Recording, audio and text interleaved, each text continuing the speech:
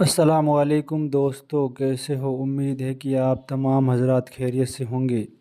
دوستو، حضرت جی مولانا سعد صاحب کے بیان سننے کے لیے ہمارے چینل کو سبسکرائب کریں اور ویڈیو کو زیادہ سے زیادہ شیئر کریں۔ چلیے شروع کرتے ہیں بیان۔ الحمد لله نحمده ونستعينه ونستغفره ونؤمن به ونتوكل عليه ونعوذ بالله من شرور أنفسنا ومن سيئات أعمالنا من يهده الله فلا مضل له ومن يضلله فلا هادي له ونشهد أن لا إله إلا الله وحده لا شريك له ونشهد أن سيدنا ونبينا ومولانا محمدا عبده ورسوله صلى الله تعالى عليه وعلى آله وصحبه وبارك وسلم تسليما كثيرا كثيرا أما بعد فأعوذ بالله من الشيطان الرجيم بسم الله الرحمن الرحيم والعصر إن الإنسان لفي خسر إلا الذين آمنوا وعملوا الصالحات وتواصوا بالحق وتواصوا بالصبر وقال عليه الصلاة والسلام من قال لا إله إلا الله مخلصا دخل الجنة قيل وما إخلاصها قال أن تحجزه عن محارم الله أو كما قال عليه الصلاة والسلام۔ میرے محترم دوستو، بزرگ عزیزو، لوگ مختلف راستوں میں اپنی نجات کے لیے کوئی نہ کوئی سبب اختیار کیے ہوئے ہیں۔ جو لوگ دنیاوی مسائل میں الجھے ہوئے ہیں وہ اسباب کے ذریعے یا اسباب کی شکلوں میں اپنے دنیاوی مسائل سے نجات چاہتے ہیں، اور مسلمانوں کا وہ طبقہ جو دین کے امور میں مسائل سے گھرا ہوا ہے وہ دینی اعتبار سے نجات چاہتا ہے، وہ دینی اعتبار سے نجات چاہتا ہے۔ بعض وہ لوگ ہیں جو دین میں آنے والی رکاوٹوں کے اعتبار سے نجات چاہتے ہیں۔ بعض لوگ وہ ہیں جن کا دنیاوی مقصد ہے، وہ دنیاوی حالات اور دنیا میں کمائی کے نقشوں میں آنے والی رکاوٹوں سے نجات چاہتے ہیں۔ میرا مقصد کرنے کا ہے کہ کوئی آدمی ایسا نہ ملے گا جو نجات نہ چاہتا ہو، جو نجات نہ چاہتا ہو۔ کوئی آدمی ایسا نہ ملے گا جو نجات نہ چاہتا ہو۔ جو فقر و تنگی میں ہیں وہ فقر و فاقے سے نجات چاہتے ہیں، جو مال اور اسباب میں ہیں وہ اپنے اسباب میں رکاوٹوں کے آنے سے نجات چاہتے ہیں، جو جس دین چاہتے ہیں وہ دینی اعتبار سے کلی اختیارات اور دینی اعتبار سے اپنے دین پر کھل کر چلنا چاہتے ہیں۔ لیکن بات اصل یہ ہے کہ امت اجتماعی طور پر اس بات کو بھولی ہوئی ہے کہ اللہ رب العزت نے نجات کے اسباب اور نجات کے لیے شرطیں کیا متعین کی ہیں۔ عام طور سے اس کو بھولے ہوئے ہیں کہ اسباب نجات کیا ہیں۔ اس زمانے میں مسلمان اجتماعی طور پر یہ سمجھتے ہیں کہ اسباب نجات صرف دو چیزیں ہیں، ایمان اور اعمال صالحہ۔ حالانکہ ایسا نہیں ہے، ایسا نہیں ہے۔ عام طور سے لوگ سمجھتے ہیں کہ اسباب نجات دو چیزیں ہیں، ایمان اور اعمال صالحہ۔ حالانکہ اللہ رب العزت نے جہاں انسان کے خسارے کو بیان کیا ہے وہاں اللہ نے زمانے کی قسم کھا کر فرمایا کہ ساری انسانیت خسارے میں ہے، ساری انسانیت خسارے میں ہے۔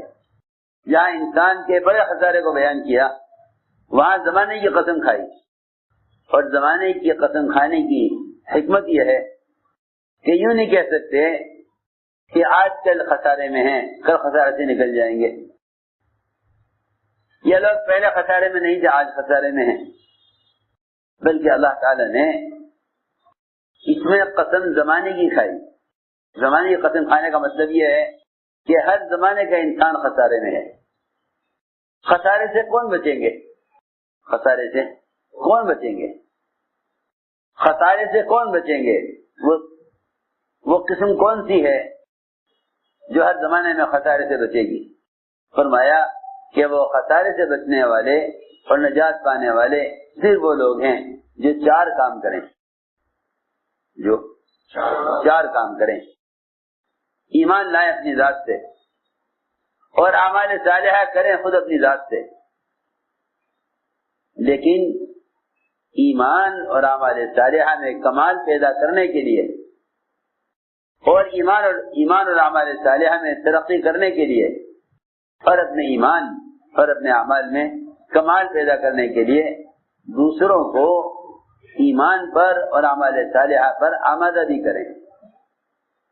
عام طور سے عوام اور خواص، پڑھے لکھے اور جاہل، یہ عام طور سے نجات کے لیے صرف دو چیزیں سمجھتے ہیں، ایمان اور عمل صالحہ، حالانکہ اللہ تعالیٰ نے ان دونوں کے ساتھ تواصی بالحق اور تواصی بالصبر، اس کو بھی ان دونوں کے ساتھ نجات حاصل کرنے کے لیے اور ہر زمانے کے شر سے بچنے کے لیے ان دونوں کو بھی اللہ نے شرط قرار دیا ہے، تواصی بالحق اور تواصی بالصبر۔ بعض علماء کہتے ہیں تواصی بالحق یہ ہے کہ دوسروں کو ایمان پر آمادہ کرتے رہو، دوسروں کو ایمان پر آمادہ کرتے رہو، دوسروں کو ایمان پر آمادہ کرتے رہو، یہ تواصی بالحق ہے۔ بعض کہتے ہیں کہ دوسروں کو بھلائی کا حکم کرتے رہو، یہ تواصی بالحق ہے۔ بعض کہتے ہیں کہ دوسروں کو بھلائی کا حکم کرتے رہو، یہ تواصی بالحق ہے۔ بعض کہتے ہیں دوسروں کو ایمان پر آمادہ کرتے رہو، یہ تواصی بالحق ہے۔ اور دوسرا تواصی بالصبر، دوسروں کو منکر سے روکتے رہو، یہ تواصی بالصبر ہے، اس لیے کہ منکرات سے باز رہنا یہی اصل صبر ہے، منکرات سے باز رہنا یہ اصل صبر ہے۔ روزے کو صبر اس لیے فرمایا کہ روزہ انسان کو اس کی بہت سی اہم حاجتوں سے اور بہت اہم تقاضوں سے، جو انسان کے اندر اللہ نے فطری تقاضے رکھے ہیں، ان فطری تقاضوں کے پورا کرنے سے روزہ انسان کو روک دیتا ہے، روزہ ان فطری تقاضوں سے بھی روک دیتا ہے۔ تو جب روزہ فطری تقاضوں سے روکے جن کا پورا کرنا ضروری ہے، تو جن چیزوں سے اللہ نے رکنے کے لیے حکم دیا ہے ان منکرات سے روکنا کتنا بڑا صبر ہوگا۔ میں نے عرض کیا کہ اسباب نجات چار چیزیں ہیں، ایمان، اعمال صالحہ، تواصی بالحق اور تواصی بالصبر۔ دوسروں کو ایمان پر آمادہ کرنا، دوسروں کو اعمال پر آمادہ کرنا، یہ تواصی بالحق، تواصی بالصبر۔ دوسروں کو بھلائی کا حکم کرنا، دوسروں کو برائی سے روکنا۔ لیکن اس زمانے میں کسی کو منکر سے روکنے کا مسنون طریقہ اور منکرات سے روکنے کی شرائط اور منکرات سے روکنے کے لیے، منکرات کی نفرت دلوں میں پیدا کرنے کے لیے محمد صلی اللہ علیہ وسلم کا طریقہ وہ امت عام طور سے بھولی ہوئی ہے۔ میرے دوستو عزیزو، بھلائی کا حکم کرنا، برائی سے روکنا، یہ ایک ایسا بنیادی فریضہ ہے، یہ ایک ایسا بنیادی فریضہ ہے کہ اگر امت نے اس کو چھوڑ دیا تو امت دعاؤں کی قبولیت سے اور وحی کی برکات سے محروم کر دی جائے گی۔ دعاؤں کی قبولیت اور وحی کی برکات، دعاؤں کی قبولیت اور وحی کی برکات سے امت محروم کر دی جائے، یہ دو ایسی بنیادی چیزیں ہیں۔ لیکن لوگ ان دونوں بنیادی جو امر ہیں اللہ تعالیٰ کے، بھلائی کو حکم کرنا، برائی سے روکنا، ان دونوں فریضوں کے ادا کرنے کا امت مسنون طریقہ نہیں جانتی۔ یہ جاننا چاہیے کہ جیسے نماز پڑھنے کا ایک مخصوص طریقہ اور اس کے آداب اور اس کے لیے شرائط ہیں کہ وہ ایک فریضہ ہے، ایسے ہی بھلائی کا حکم کرنا، برائی سے روکنا یہ ایک بنیادی فریضہ ہے جس کے ادا کرنے کا مخصوص طریقہ ہے۔ اگر یہ دونوں کام نبوت کے طریقے پر نہ کیے گئے تو ان سے بھی اسی طرح فساد ہوگا، جس طرح نماز کے چھوڑنے سے فساد یا نماز کے بگڑنے سے فساد ہوگا۔ اس کو سمجھنا چاہیے کہ منکر سے روکنے کا مصنون طریقہ کیا ہے، منکر سے روکنے کا مصنون طریقہ کیا ہے، اور معروفات پر لانے کا مصنون طریقہ کیا ہے۔ حضور اکرم صلی اللہ علیہ وسلم کے زمانے میں منکر کرنے والے کو منکر سے نکالنے کے لیے، اس سے منکر کو چھڑوانے کے لیے اسے معروفات کے ماحول میں رکھا جاتا تھا۔ یہ نہیں کہ منکر کرنے والے کو الزام دیا جائے، بلکہ طریقہ یہ تھا کہ منکر کرنے والے کو منکر کے ماحول سے نکالا جائے، اس لیے کہ یہ صحیح بات ہے کہ گناہ کرنے والا ایسا ہے جیسا کوئی کسی گڑھے میں گر جاتا ہے، کوئی کسی گڑھے میں گر جائے، اس کو اس گڑھے سے نکالنا یہ سب سے پہلا کام ہے۔ منکر کرنے والے کو منکر کے ماحول سے نکالنا، میں نے عرض کیا کہ تواصی بالحق و تواصی بالصبر، اس کی ایک عملی محنت ہے، اس کی ایک عملی محنت ہے، لیکن آج کل یہ دونوں کام صرف تقریروں کے اور صرف تحریروں کی زینت بن کر رہ گئے۔ لوگ منکرات کو بیان کرتے ہیں، منکرات کو بیان کرتے ہیں، لیکن منکر سے رکنے کا حکم نہیں دیتے، اور لوگ معروفات کو بیان کرتے ہیں لیکن دوسروں کو معروفات پر لانے کی محنت نہیں کرتے۔ یہ دونوں بنیادی فریضے محنت میں سے نکلے ہوئے ہیں۔ بھائی توجہ سے بات سننا، دونوں بنیادی فریضے محنت میں سے نکلے ہوئے ہیں، یہ دونوں بنیادی فریضے محنت میں سے نکلے ہوئے ہیں۔ نہ معروفات پر لانے کی محنت ہے اور نہ منکر سے نکالنے کی محنت ہے، بلکہ منکرات اور معروفات کو بیان کر دیا گیا ہے اس خیال سے کہ لوگ جان لیں کہ بھلائی کیا ہے، برائی کیا ہے۔ میرے دوستو عزیزو، کسی چیز کا صرف علم ہو جانا عمل کرنے کے لیے کافی نہیں ہے، اس لیے کہ عمل کی اساس، عمل کی بنیاد یقین ہے، اور علم رہبر ہے، علم رہبر ہے۔ عمل کی بنیاد یقین ہے، علم رہبر ہے، اس لیے علم کو دلیل کہا ہے، اور دلیل رہبر کو کہتے ہیں، دلیل رہبر کو کہتے ہیں کہ علم دلیل ہے، رہبر ہے، لیکن عمل کا محرک ایمان ہے، عمل کا محرک ایمان ہے، کہ عمل کا محرک ایمان ہے۔ اس لیے فرمایا کہ دعوت کے ذریعے سب سے پہلے یقین میں کمال پیدا کرو، تاکہ آدمی کے اندر ایمان سے عمل کا داعیہ پیدا ہو۔ جہاں اسباب نجات بتلائے اس میں سب سے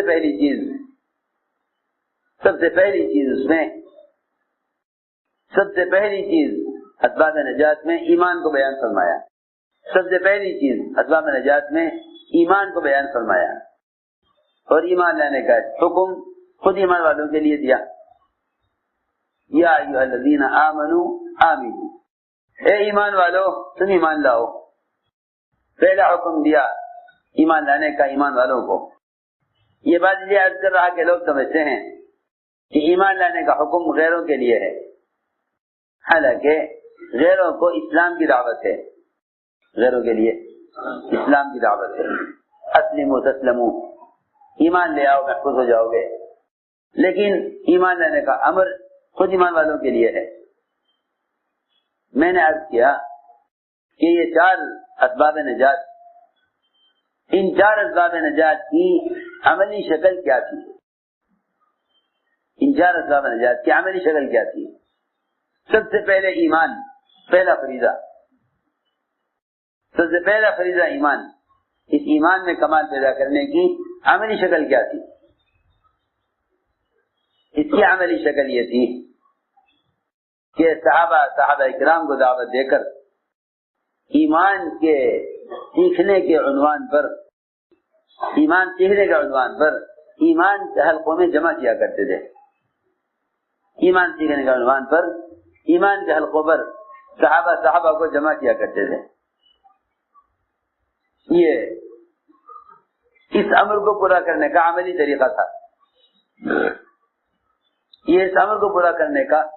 طریقہ تھا. کہ ایک دوسرے کو دعوت دے کر کہتے تھے کہ آؤ اپنے رب پر ایمان لے آئیں, آؤ اپنے رب پر ایمان لائیں. یہ اس کی ایک عملی محنت تھی کہ مسجد سے باہر پھیلے ہوئے جتنی بھی مادی شکلیں ہیں ان ساری شکلوں میں سے مسلمان کو یہ کہہ کر نکالا جائے کہ ان شکلوں سے کچھ نہ ہوگا, کرنے والی ذات اللہ کی ہے. اللہ کی ذات سے ہونے کو سمجھنے کے لیے کائنات کی اور مادی شکلوں سے نکلو. اللہ کی ذات سے ہونے کو سمجھنے کے لیے کائنات کی شکلوں میں سے نکلو. صحابہ کرام ایک ایک کو دعوت دے کر اس کو مسجد سے باہر کی پھیلی ہوئی شکلوں میں سے نکالا کرتے تھے. یہ اس کی عملی شکل تھی کہ آؤ ہمارے ساتھ بیٹھو, حضرت پر ایمان لائیں. یہاں مسجد میں لا کر ایمان کا مفہوم سمجھایا جاتا تھا. سب سے بنیادی علم ایمان کا علم ہے, لیکن مسلمان ایمان کے علم سے جاہل ہے. نماز کا علم, روزے کا علم, زکوٰۃ کا علم, حج کا علم, سارے احکام شریعت کا علم, ان سب کا سیکھنا بعد میں ہے. سب سے پہلے ایمان کا علم حاصل کرنا فرض ہے. سب سے پہلے ایمان کا علم حاصل کرنا فرض ہے. ابھی تو لوگ یہ جانتے بھی نہیں کہ جیسے تمام فرائض کا علم ہے, کیا ایمان کا بھی علم ہے؟ لوگ جانتے بھی نہیں. وہ جانتے ہیں نماز کا علم ہے, روزہ رکھنے کا طریقہ روزے کا علم ہے, زکوٰۃ ادا کرنے کا طریقہ زکوٰۃ کا علم ہے, حج ادا کرنے کا طریقہ حج کا علم ہے. عجیب بات یہ ہے کہ لوگ سارے فرائض کا علم حاصل کر لیتے ہیں لیکن ایمان کا علم حاصل نہیں کرتے. جانتے بھی نہیں کہ ایمان کا بھی کوئی علم ہے. حالانکہ ایمان کا علم سارے فرائض پر مقدم ہے.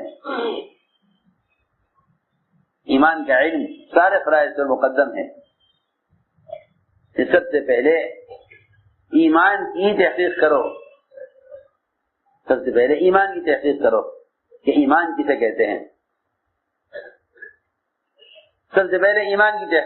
ایمان کسے کہتے ہیں. میرے دوستو عزیزو, ایمان بالغیب اصل ہے. ایمان بالغیب اصل ہے. جس چیز کی تصدیق دے کر کی جائے اس کو ایمان نہیں کہتے. کسی کی تصدیق دے کر کی جائے اس کو ایمان نہیں کہتے. ہمیں دکھلا دو ہم مان لیں گے, یہ ایمان نہیں ہے. یہی وجہ ہے کہ سارے مشرکین اور کفار حضور اکرم صلی اللہ علیہ وسلم کو سچا مانتے ہوئے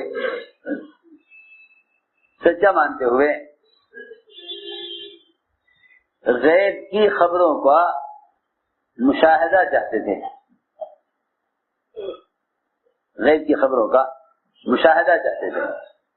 وہ یہ کہتے تھے کہ جو آپ خبر دے رہے ہیں غیب کی, آپ ہمیں اس کو دکھلا دیجئے, تو ہم مان لیں گے. ہمیں آپ دکھلا دیجیے ہم مان لیں گے۔ اس زمانے کا مسلمان بھی ایمان کے اعتبار سے گرتے گرتے اس لیول پر پہنچ گیا کہ پہلے ہی وہ چاہتا ہے کہ مجھے دین حاصل کرنے پر برکتیں دکھلا دیجیے تاکہ میں ان برکات کو دیکھ کر دین اختیار کر لوں۔ یہ ایمان کے انتہائی کمزور ہو جانے کی علامت ہے کہ مسلمان دین کو اختیار کرے برکات کا مشاہدہ کرنے کے بعد۔ یہ سوال ہی ایمان کے خلاف ہے، یہ سوال ہی ایمان کے خلاف ہے، یہ سوال ہی ایمان کے خلاف ہے کہ اگر ہم دین پر آ گئے تو ہمیں کیا ملے گا۔ یہ سوال ہی ایمان کے خلاف ہے کہ اگر ہم دین پہ آ گئے تو ہمیں کیا ملے گا۔ یہ سوال کفار کیا کرتے تھے کہ اے محمد صلی اللہ علیہ وسلم اگر ہم آپ کا دین اختیار کر لیں تو ہمیں کیا ملے گا۔ پہلے یہ بتائیے اگر ہم آپ پر ایمان لے آئے، اگر ہم آپ پر ایمان لے آئے تو آپ یہ مکے کے پہاڑ ہٹوا کر یہاں زراعت کے لیے نرم زمین کا انتظام کر دیں گے، اور کیا آپ ہمیں رب سے کہہ کر یہاں ملک شام کی طرح نہریں اور باغات اور یہ پہاڑ سارے اس طرح رکھوا کے یہاں کھیتی باڑی کے لیے اچھا میدان تیار کرا دیں گے۔ سنو تو صحیح، یہ سوالات کیا کرتے تھے کفار حضور اکرم صلی اللہ علیہ وسلم سے کہ اگر آپ کو نبی مان لیا تو کیا آپ یہ کام کرا دیں گے۔ میں نے عرض کیا کہ جب ایمان کمزور ہوتے ہوتے آخری درجے کو پہنچ جاتا ہے تو آدمی دین کو اختیار کرتا ہے دنیا کے ارادے سے، دین کو اختیار کرتا ہے دنیا کے ارادے سے۔ میں نے عرض کیا کہ ایمان بالغیب اصل ہے کہ جو خبر نبی دے رہے ہیں تم اس خبر کا یقین کرو نبی کے اعتماد پر۔ کفار حضور اکرم صلی اللہ علیہ وسلم سے ثبوت مانگا کرتے تھے، جو خبر آپ دیا کرتے تھے یہ آپ سے اس کو ثبوت مانگتے تھے۔ آپ صلی اللہ علیہ وسلم نے سفر معراج کی خبر دی ایک رات میں، یہ رات کے کسی ایک حصے میں، آسمانوں کا سفر لامحدود اور زمین کا سفر 1 مہینے کا، یہ رات کے کسی ایک حصے میں ہو گیا، یہ رات کے کسی ایک حصے میں ہو گیا۔ تو کفار نے یہ کہا کہ یہ ممکن نہیں ہے، 1 مہینے کا سفر زمین کا اور اتنا لمبا سفر آسمانوں کا، یہ تو بالکل نعوذ باللہ بالکل جھوٹ ہے۔ لوگ دوڑے ہوئے گئے ابوبکر صدیق رضی اللہ عنہ کے پاس، جا کے کہا کہ تمہارا ساتھی یہ کہتا ہے۔ فرمایا کہ ہاں یہ بات کہہ رہے ہیں تو بالکل حق ہے، یہ بات سچ ہے، میں اس بات کی تصدیق کرتا ہوں۔ میرے دوستوں عزیزوں،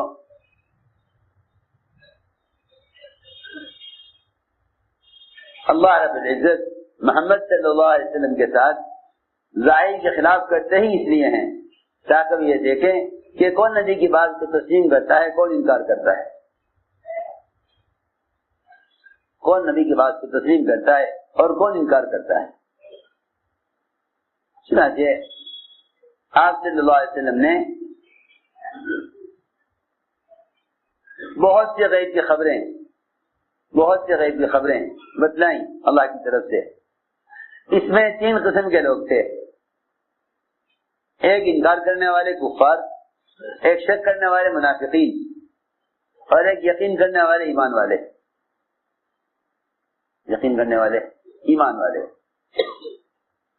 یقین کرنے والے ایمان والے اور شک کرنے والے منافقین، انکار کرنے والے کفار، تینوں کے کیفیت میں اضافہ ہوتا تھا۔ ایمان والوں کا ایمان بڑھتا تھا، منافقین کا شک بڑھتا تھا، اور کفار کا انکار.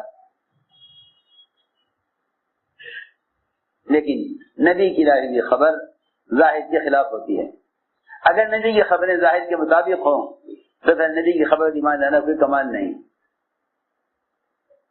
نبی کی خبر ایمان لانا کوئی کمال نہیں. نبی کی لائی ہوئی خبر ظاہر کے خلاف ہوتی ہے. اگر ظاہر کے مطابق خبریں دیں تو لوگ اس کو تسلیم کر لیں گے کہ ہاں بات ٹھیک ہے, سمجھ آنے والی بات ہے. نبی کی لائی ہوئی خبر ظاہر کے خلاف ہوتی ہے تاکہ یہ دیکھیں کون مانتا ہے کون نہیں مانتا. اس لیے حضور اکرم صلی اللہ علیہ وسلم نے جب بھی اپنے صحابہ کرام کو ظاہر کے خلاف کوئی خبر سنائی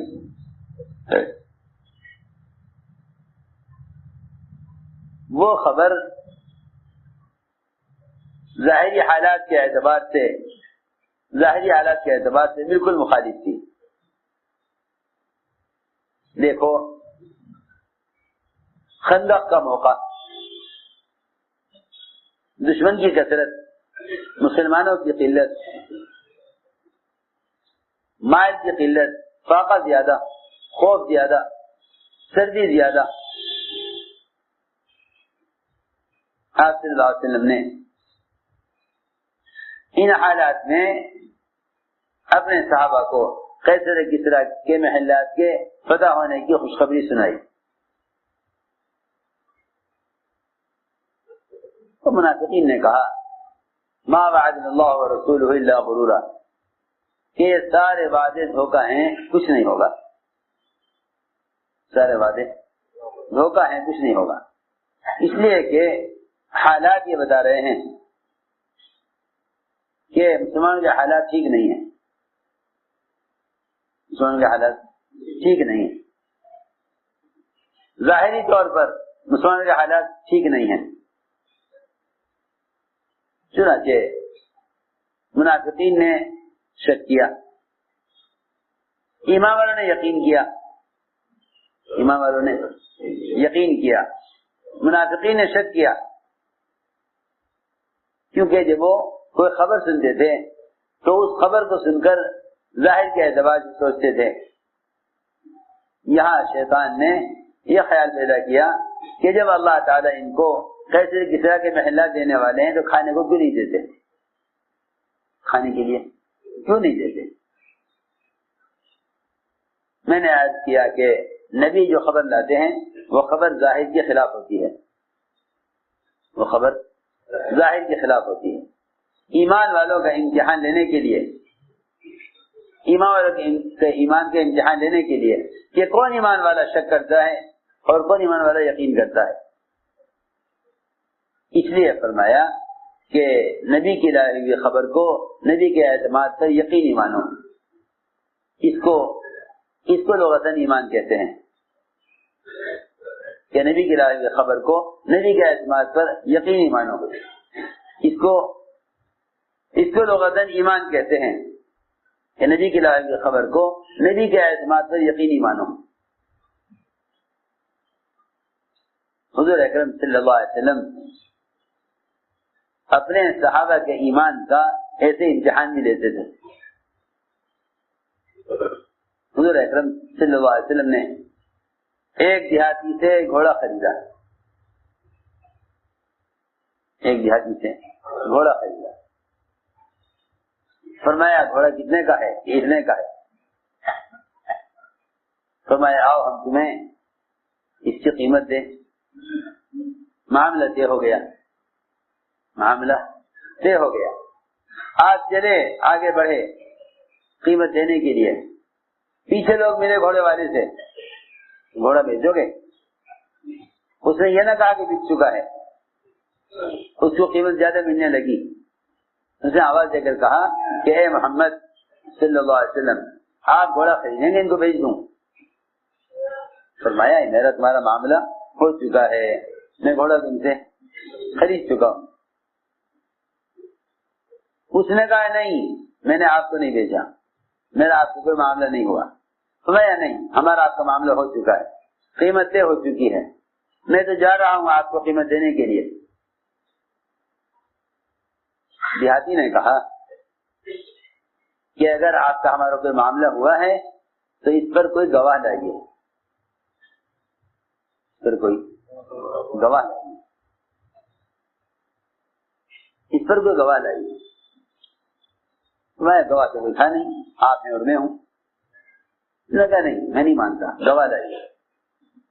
وہ آپ سے گواہ کا سوال کر رہا تھا کہ وہاں سے حضرت خزیمہ گزر رہے تھے، حضرت خزیمہ گزر رہے تھے۔ انہوں نے سن لیا کہ دیہاتی کہتا تھا آپ سے کہ گواہ لائیے۔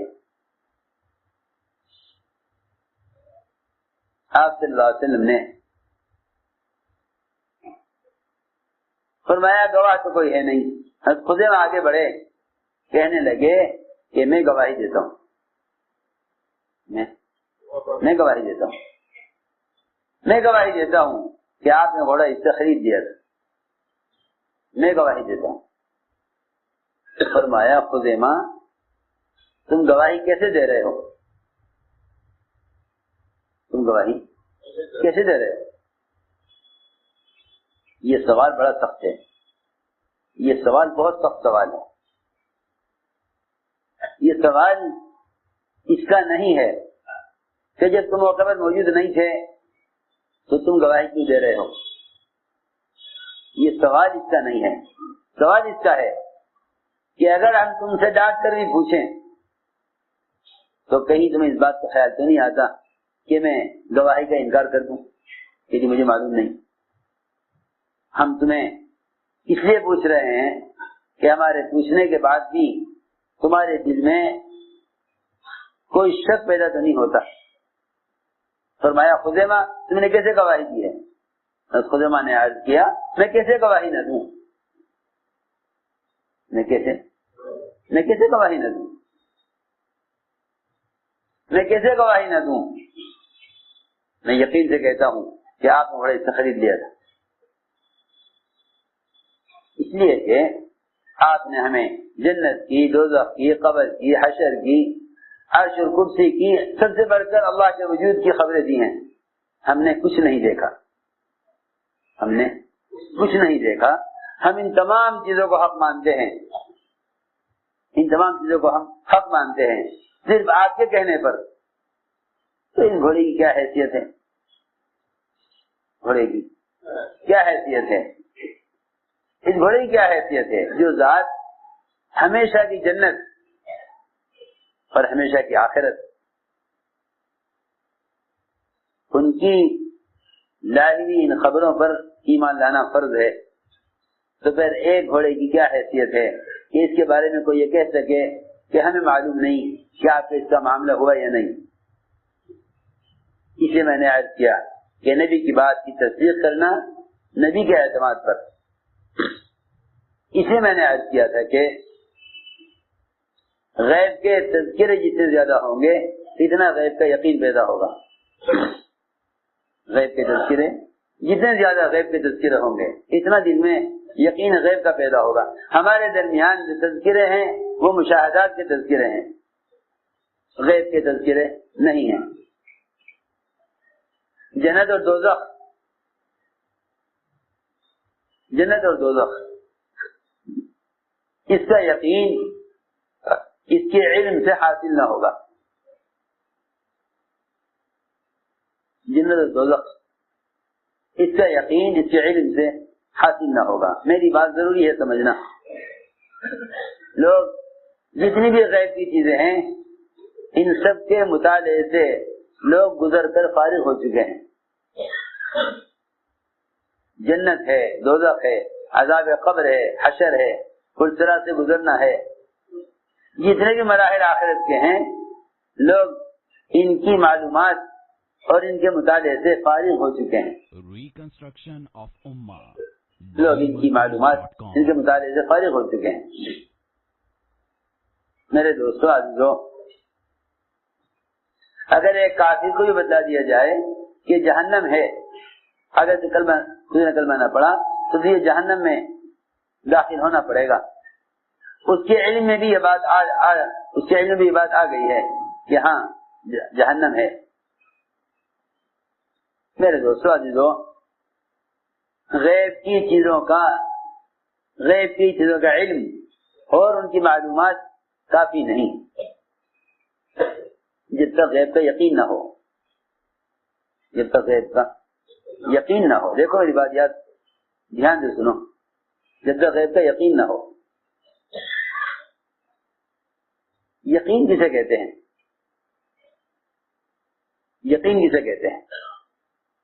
تو کہیں کہ یقین معلومات کو نہیں کہتے،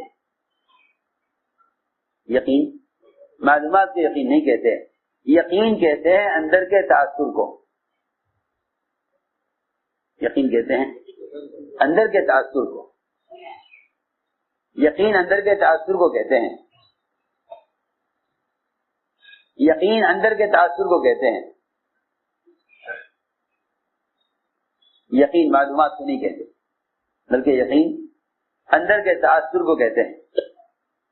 یقین معلومات کا نام نہیں ہے، اندر کے تاثر کا نام یقین ہے۔ میں عرض کرتا ہوں، جنت کا اور دوزخ کا اور قبر کا اور حشر کا لوگ ان کے مطالعے سے اور ان کی معلومات سے فارغ ہو چکے ہیں۔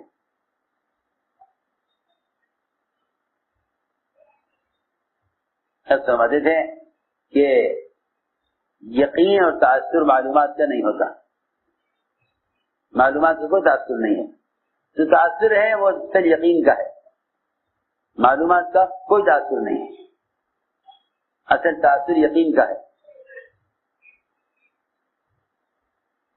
اب عبداللہ بن رواحہ رضی اللہ تعالی عنہ اپنی بیوی کی گود میں سر رکھے ہوئے لیتے اور رو رہے، اتنا زیادہ روئے کہ بیوی یہ سمجھی کہ کوئی بڑا حادثہ پیش آ گیا ہے، بیوی نے بغیر پوچھے ہی رونا شروع کر دیا۔ جب وہ روئی تو پوچھا کہ تو کیوں رو رہی ہے؟ کہ آپ رو رہے ہیں، میں رو رہی، آپ رو رہے ہیں اس لیے رو رہی۔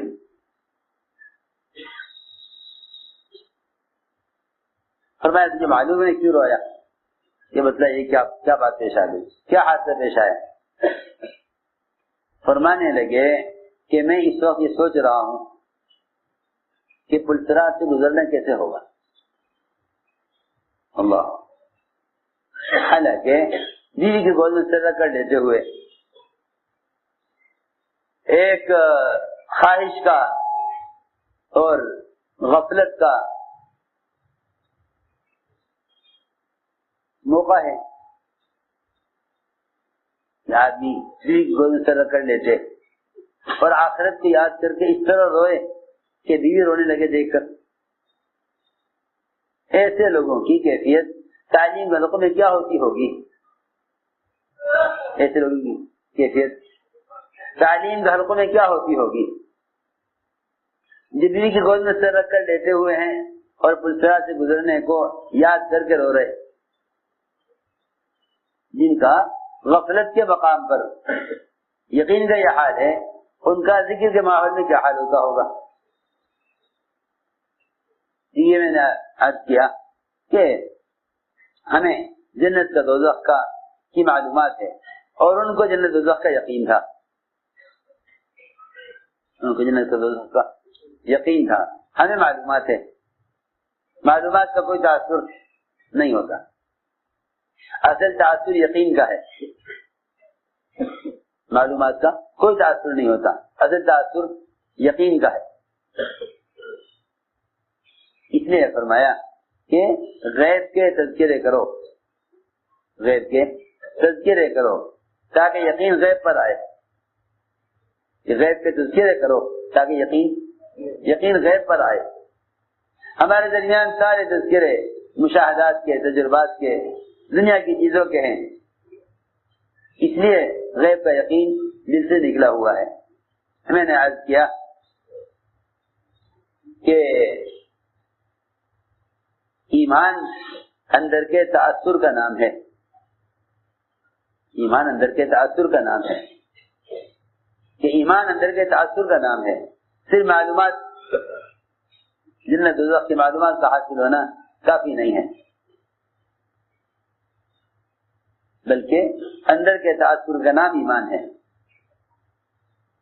حضور اکرم صلی اللہ علیہ وسلم نے اپنی مجلس میں فرمایا وقودها الناس والحجارہ کہ جہنم کا ایندھن لوگ اور پتھر ہیں. صحابی نے عرض کیا کہ اتنے بڑے بڑے پتھر ہوں گے جہنم کے جیسے دنیا کے پتھر ہوتے ہیں. حجر کہتے ہیں اتنا بڑا پتھر جس کے ایک آدمی اٹھا سکے، اتنا بڑا پتھر جس کے ایک آدمی اٹھا سکے. فرمایا نہیں، بلکہ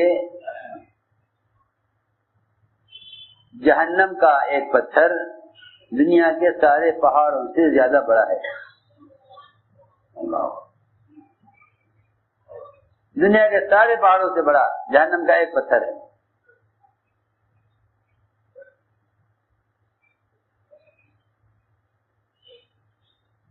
صحابی یہ سن کر بے ہوش ہو گئے. آپ صلی اللہ علیہ وسلم نے ان کے سینے پر ہاتھ رکھا تو ان کے سینے میں حرکت تھی. فرمایا ان صاحب سے کہ کلمہ پڑھ لو. انہوں نے کلمہ پڑھا اور وہیں وفات ہو گئی آپ کی مجلس میں. فرمایا کہ اس کے یقین نے اور اس کے اللہ کے عذاب کے تاثر نے اس کے کلیجے کو پھاڑ دیا ہے. فرمایا جاؤ اس کی تکفین کا انتظام کرو، اس کے دفن کا انتظام کرو. صحابہ دیکھ رہے تھے کہ بیٹھے بیٹھے جنت میں داخل ہو گیا. صحابہ نے عرض کیا کہ یا رسول اللہ یہ تو فرمائیے کہ آیا یہ اس کی خصوصیت ہے یا ہر مسلمان کو اس طرح جنت مل سکتی ہے؟ آپ میں کیوں تم نے پڑھا نہیں قرآن؟ ذالک لمن خاف مقامی وخاف وعید کہ یہ وعدہ ہر اس شخص کے لیے ہے جو اللہ کے سامنے حاضری سے ڈرتا ہو اور اللہ کے عذاب کی وعید اور اس کے خوف سے ڈرتا ہو. یہ وعدہ ہر اس شخص کے لیے ہے. تو میں نے عرض کیا کہ ایمان اندر کے تاثر کا نام ہے. ہمارا یقین ظاہری شکلوں سے ہٹ کر وہ غیب کی طرف آئے. اس لیے کہ انسان کی فطرت ہے جس چیز کو یقینی سمجھے گا اس کو ترجیح دے گا. جو دنیا کو یقینی سمجھیں گے وہ دنیا کو آخرت پر ترجیح دیں گے، جو آخرت کو یقینی سمجھیں گے وہ آخرت کو دنیا پر ترجیح دیں گے. اس لیے فرمایا کہ غیب کے تذکرے کرو تاکہ ہمارا یقین مشاہدات سے تجربات سے ہٹے اور یقین اللہ کی ذات پر آئے. اس کے لیے سب سے بنیادی کام یہ ہے کہ ایمان کو ایمان کی علامتوں میں بیان کرو. اس لیے کہ میں نے عرض کیا کہ ہمیں اس دعوت کے ذریعے کلمہ کا اخلاص چاہیے. ایک کلمہ کے الفاظ ہیں، ایک کلمہ کا اخلاص ہے. سوال کیا صحابی نے حضور اکرم صلی اللہ علیہ وسلم سے کہ یا رسول اللہ یہ تو بتائیے کہ کلمہ کی اخلاص کیا ہے؟ آپ نے فرمایا کہ جو کلمہ لا الہ الا اللہ اخلاص سے کہے گا وہ جنت میں داخل ہو گیا. صحابی نے عرض کیا کہ اس سے اخلاص کیا ہے؟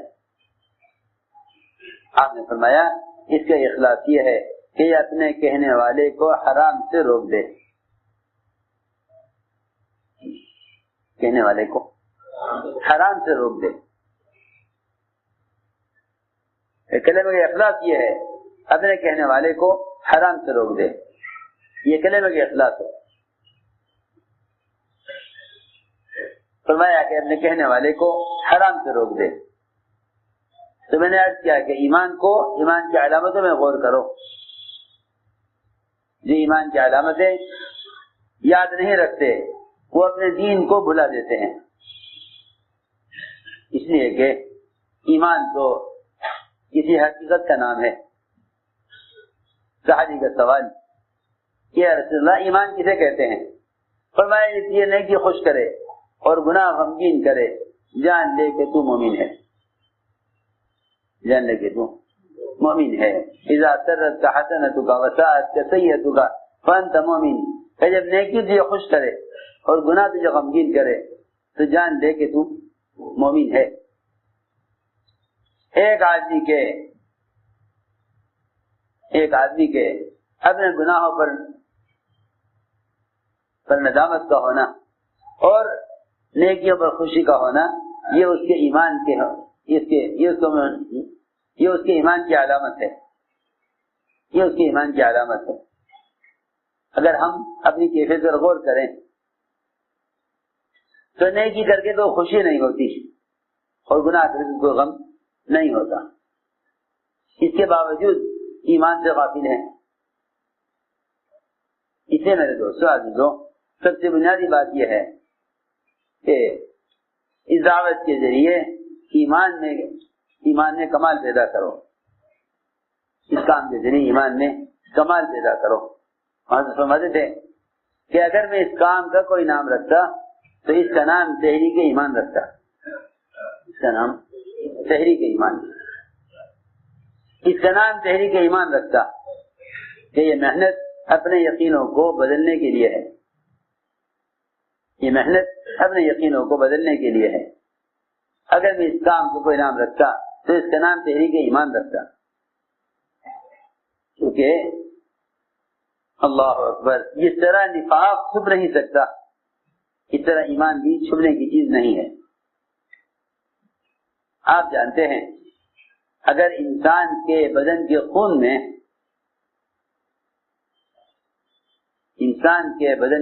میں کوئی غلط چیز پیدا ہو جائے تو اس کا اثر انسان کے حال پر، اس کی جلد پر، جسم پر ظاہر ہو جاتا ہے. ڈاکٹر دانے دے کر کہہ دیتے ہیں کہ آپ کے خون میں یہ بیماری ہے. بدن کے ظاہر کو دیکھ کر کہہ دیتے ہیں کہ آپ کے خون میں یہ الرجی ہے یا آپ کے خون میں یہ خرابی ہے. آپ جانتے ہیں آسان بات سمجھنے کے لیے، خون کے اندر کا فساد جسم پر ظاہر ہو کر رہتا ہے. معلوم ہوا ہے کہ خون کے اندر کوئی خرابی ہے. جن کے گردے کام نہیں کرتے ان کا خون اتنا میلا ہو جاتا ہے کہ ان کے خون کا میل، ان کے خون کی خرابی وہ جسم کے اوپر ظاہر ہونے لگتی ہے. تو جس طرح انسان کے بدن کے اندر کے خون کی خرابی سے اس کی خرابی بدن پر ظاہر ہوتی ہے، بالکل اسی طرح منافق کے نفاق، دل کے اندر نفاق اس کے بدن سے ظاہر ہوتا ہے، یا جھوٹ کی شکل میں، یا وعدہ خلافی کی شکل میں، یا خیانت کی شکل میں. اور مومن کا ایمان اطاعت میں ظاہر ہو کر رہے گا. مومن کا ایمان اطاعت میں ظاہر ہو کر رہے گا. اس لیے فرمایا کہ ایمان اپنی علامتوں کے ساتھ ہے. ایمان اپنی علامتوں کے ساتھ ہے. ایمان اپنی علامتوں کے ساتھ ہے. ایک جماعت آپ کے یہاں حاضر ہوئی، ان کی ظاہری کے حالت کو دیکھ کر ہی آپ سمجھ گئے کہ یہ سب ایمان والے ہیں. فرمایا تم کیا ہو؟ ان لوگوں نے کہا ہم سب ایمان والے ہیں. ہم سب ایمان والے ہیں. آپ نے فرمایا کہ تمہارے ایمان کی کیا علامت ہے؟ انہوں نے عرض کیا کہ ہمارے اندر 15 خصلتیں ہیں. ہمارے اندر 15 خصلتیں ہیں. 5 پر ہمارا ایمان ہے. 5 پر ہمارا ایمان ہے. ہم ایمان لائے اللہ پر کہ ہم اللہ کو ایسا مانتے ہیں جیسا وہ ہے ذات و صفات میں. ایمان لائے اللہ پر، اس کے فرشتوں پر، اس کی کتابوں پر، اس کے رسولوں پر اور آخرت کے دن پر اور تقدیر پر ہمارا ایمان ہے. یہ 5 وجہ پر ہمارا ایمان ہے.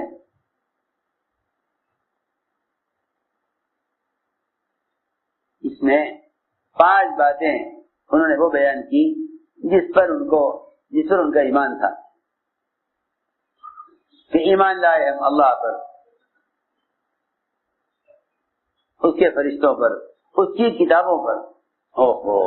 یہ کتاب پر ایمان لانا، کہ کتاب پر ایمان لانا اتنا ہی نہیں ہے کہ ہم جانتے ہیں کہ قرآن اللہ کی کتاب ہے، اتنا تو مشرکین مکہ بھی جانتے تھے کہ قرآن آخری وحی ہے، بلکہ حسد کرتے تھے کہ یہ قرآن طائف اور مکے کی بستی کے کسی بڑے سردار پر کیوں نازل نہیں کیا گیا، ان پر کیوں نازل کیا گیا؟ یہاں تک کہتے تھے کہ قرآن پر کیوں نازل کیا گیا، حسد تھا اس کو قرآن سے، حالانکہ جانتے تھے کہ اللہ کی کتاب ہے، مگر حسد ان پر کیوں نازل کی گئی۔ میں نے عرض کیا کہ قرآن پر ایمان لانا کیا ہے؟ قرآن پر ایمان لانا یہ ہے کہ قرآن مسلمان کو ہر اس چیز سے روک دے جس کو قرآن نے حرام قرار دیا ہے، اس لیے کہ حضور اکرم صلی اللہ علیہ وسلم کے مجلس میں جب ایک صحابی سے غیبت ہوئی، ایک صاحب سے غیبت ہوئی، صاحب نے فرمایا ما آمن بالقرآن من استحل محارمہ، جو قرآن کے حرام کو حلال سمجھے وہ قرآن پر ایمان نہیں لایا۔ آپ نے فرمایا کہ جو قرآن کے حرام کو حلال سمجھے وہ قرآن پر ایمان نہیں لایا۔ یہ فرمایا غیبت کرنے والے سے، کہ قرآن تو کہہ رہا ہے غیبت کرنا حرام ہے اور تم نے غیبت کی۔ فرمایا کہ تم قرآن کے ساتھ کھیل رہے ہو، اور وہ آدمی ایمان نہیں لایا قرآن پر جو قرآن کے حرام کو حلال سمجھے۔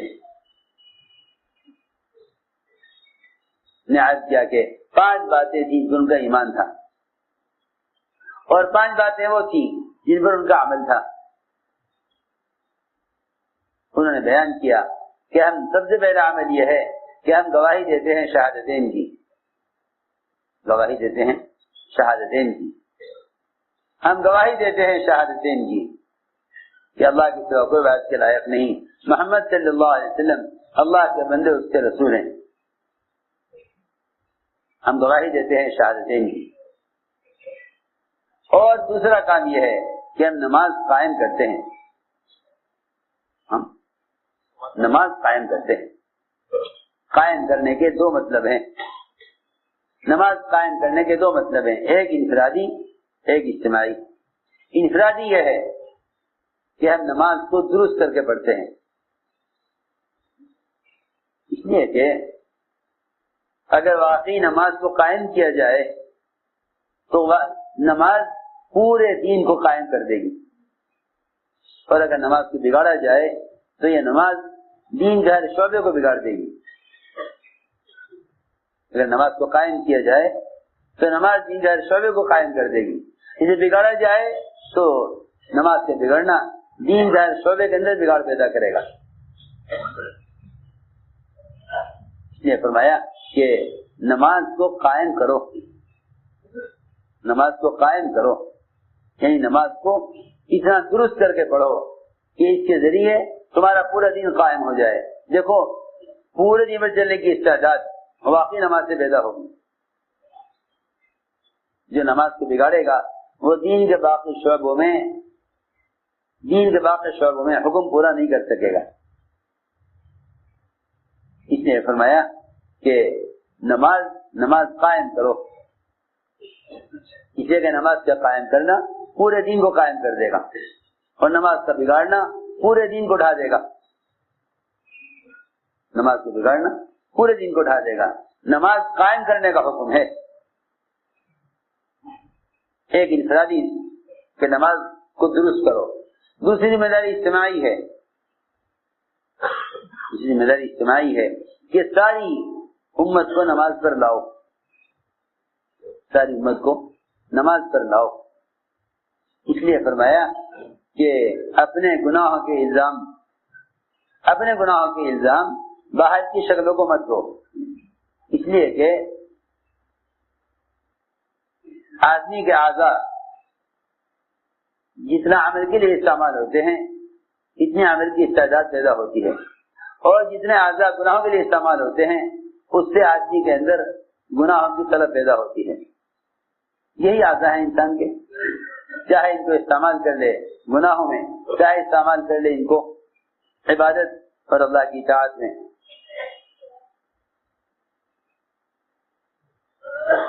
اس لیے کہا کہ اپنے گناہوں کے اسباب نماز میں تلاش کیا کرو۔ گناہوں کے اسباب یہ بہت اہم بات ہے، گناہوں کے اسباب نماز میں تلاش کرو۔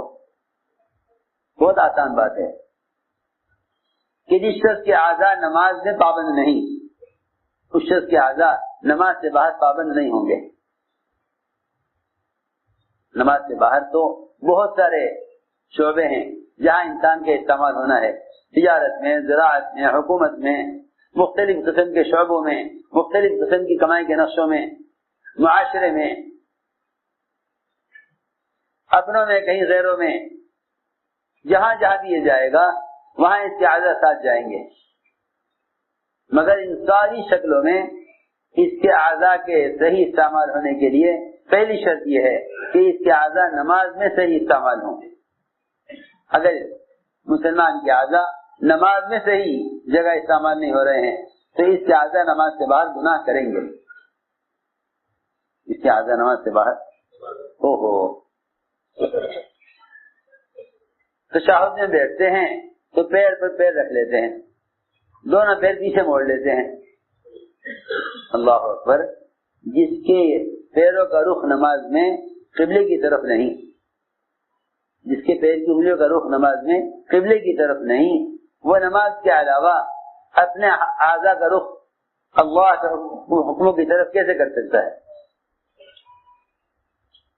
بہت آسان بات ہے، کیونکہ سب سے پہلے کسی چیز کی طرف آدمی قدم اٹھاتا ہے تو سب سے پہلے اس چیز کی طرف اس کے پنجے، اس کی انگلیاں رخ کرتی ہیں۔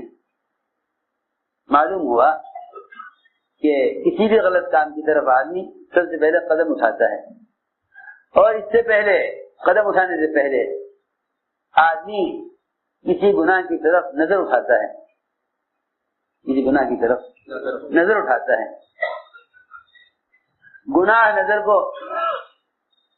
گناہ سب سے پہلے آپ کو نظر آتا ہے، پھر قدم اس گناہ کی طرف اٹھتے ہیں،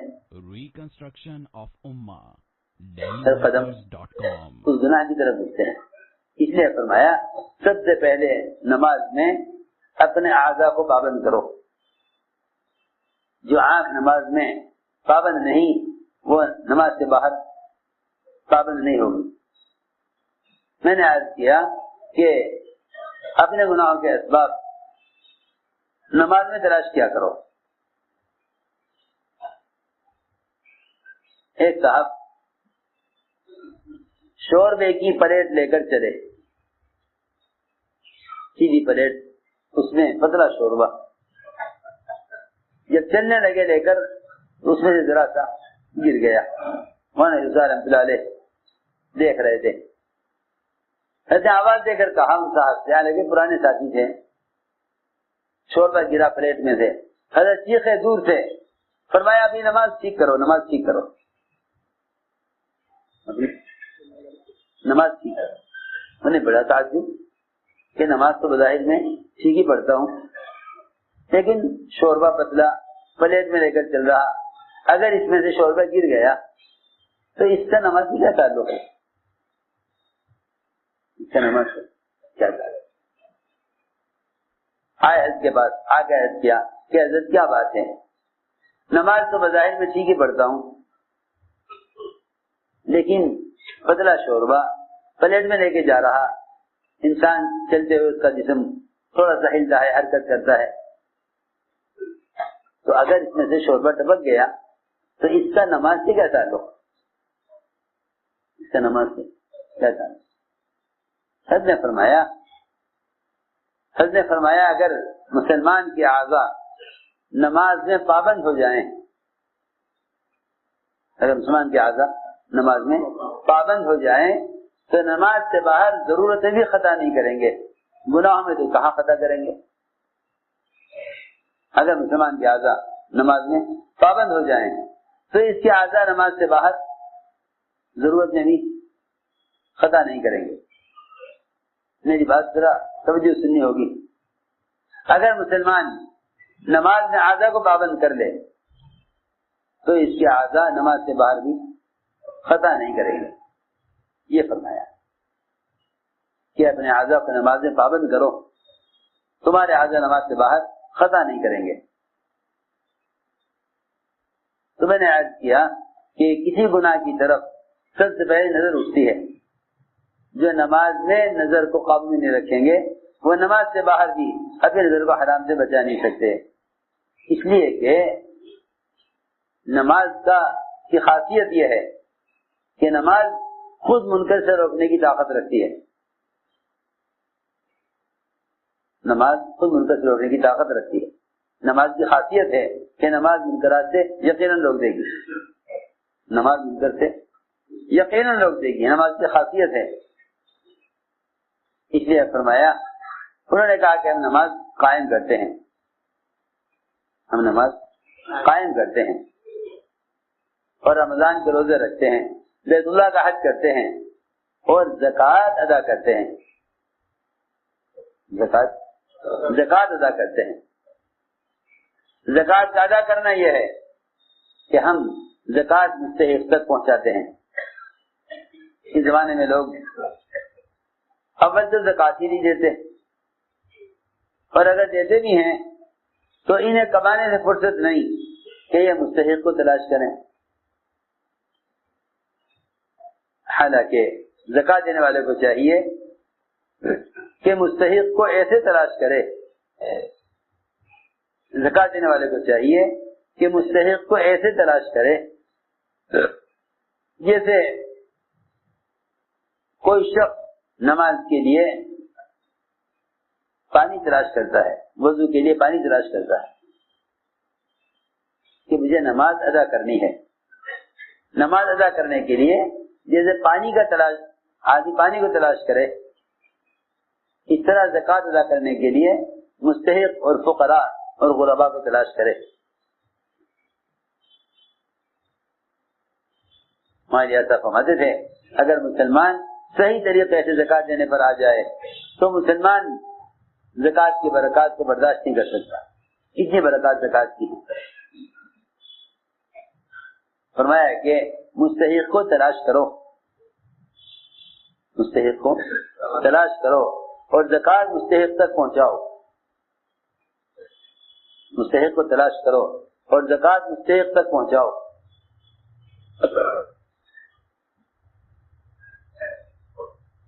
اس لیے دور صحابہ میں زکوٰۃ دینے والے، زکوٰۃ دینے والے، ان کا معاملہ ایسا تھا جیسے بچوں کا کھیل ہوتا ہے کہ بچے چھوٹ جاتے ہیں، ایک بچہ سب کو تلاش کرتا ہے، بس اسی طرح صحابہ کے زمانے میں مالدار تلاش کرتے تھے، غربا چھپتے تھے۔ اس زمانے میں کھیل الٹا ہو گیا، مالدار چھپتے ہیں اور فقراء ان کو تلاش کرتے ہیں، مالدار چھپتے ہیں اور فقراء ان کو تلاش کرتے ہیں۔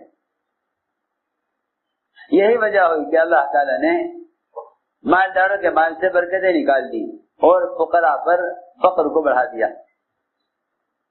انہوں نے اپنے فقر کو چھپایا نہیں،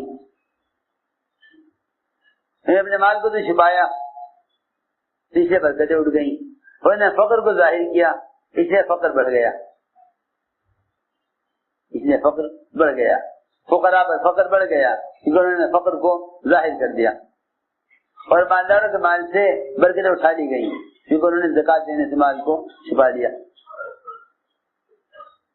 تو میں نے عرض کیا کہ یہ خصلتیں ان کے اندر، یہ 5 خصلتیں ان کے اندر تھی، اور فرمایا کہ 5 ہمارے اندر زمانے جاہلیت سے ہیں کہ ہمارے اندر صبر ہے، ہمارے اندر شکر ہے۔ ایک حدیث میں آتا ہے کہ آدھا ایمان صبر ہے، آدھا ایمان شکر ہے، آدھا ایمان صبر ہے، آدھا ایمان شکر ہے۔ جس میں دو صفتیں پیدا ہو جائیں صبر و شکر کی، وہ کامل ایمان والا ہے، کیونکہ شکر سے اطاعت پر آئے گا اور صبر سے اپنے آپ کو گناہوں سے بچا لے گا۔ ایک ہمارے اندر صفت یہ ہے کہ ہمارے اندر صبر ہے، ہمارے اندر شکر ہے۔ ہمارے دشمنوں کی مصیبت آتی ہے تو ہم خوش نہیں ہوتے۔ ایک صفت یہ ہے کہ ہم اللہ رب العزت کے ہر فیصلے سے راضی رہتے ہیں۔ اور پانچویں بات یہ ہے کہ ہمارے اندر صبر ہے اور ہمارے اندر شکر ہے، اور ہمارے دشمنوں کی مصیبت آتی ہے تو ہم اس سے خوش نہیں ہوتے، اور ہم اللہ تعالیٰ کے ہر فیصلے سے راضی رہتے ہیں۔ اور ایک صفت یہ ہے کہ جس بات کو طے کر لیتے ہیں اس پر جم جاتے ہیں، میدان چھوڑ کر بھاگتے نہیں ہیں۔ یہ ہمارے اندر 15 خصلتیں ہیں۔ یہ ساری شکر آپ نے فرمایا کہ ان کے اندر اتنی اعلیٰ خصلتیں ہیں کہ قریب تھے کہ سب کے سب نبی ہو جاتے، قریب تھے کہ سب کے سب نبی ہو جاتے۔ فرمایا قریب تھے کہ سب کے سب نبی ہو جاتے، اتنی اعلیٰ خصلتیں ان کے اندر ہیں کہ فرمایا اپنی اعلیٰ خصلتوں کی وجہ سے قریب تھے کہ سب نبی ہو جاتے۔ میرے دوستوں عزیزوں، ہم نے عرض کیا کہ ایمان تو اصل اطاعت کا نام ہے، کہ ایمان اصل اطاعت کا نام ہے۔ اس لیے ہمیں چاہیے کہ ان دو فریضوں کو حاصل کریں دعوت کے ذریعے، علم اور ایمان۔ اس لیے کہ علم اور ایمان کے بغیر کسی عمل کا اعتبار نہیں ہے، علم اور ایمان کے بغیر کسی عمل کا اعتبار نہیں۔ جس طرح ایمان کہ ایمان کا اخلاص ہے اور کلمہ لا الہ الا اللہ کا اخلاص ہے کہ یہ کلمہ حرام سے روک دے، ایسے ہی فرمایا کہ علم بھی دو قسم کا ہے، علم بھی دو قسم کا ہے، کہ علم بھی دو قسم کا ہے، زبان کا اور دل کا۔ علم بھی دو قسم کا ہے، زبان کا اور دل کا۔ جیسے کلمہ لا الہ الا اللہ آدمی زبان سے اس کے الفاظ ادا کر لے، ایسے ہی فرمایا کہ علم بھی دو قسم کا ہے، زبان کا اور دل کا۔ یہ علم بھی دو قسم کا ہے، زبان کا اور دل کا۔ کہ علم دو قسم کا ہے، زبان کا اور دل کا۔ صحیح حدیث ہے، فرمایا العلم علمان، علم فی القلب فذاک علم نافع، وعلم علی اللسان فذاک حجت اللہ علی ابن آدم۔ کہ علم دو قسم کا ہے، زبان کا اور دل کا۔ زبان کا علم یہ تو مصیبت بنے گا ابن آدم کے لیے، اور دل کا علم یہ ابن آدم کو نفع دے گا۔ یہ کیا مطلب ہے دل کا علم؟ کہ دل کا علم اسے کہتے ہیں کہ علم سے عالم کا دل متاثر ہو، اور دل کا متاثر ہونا یہ ہے کہ اس کے اعضاء حکم پر آئیں۔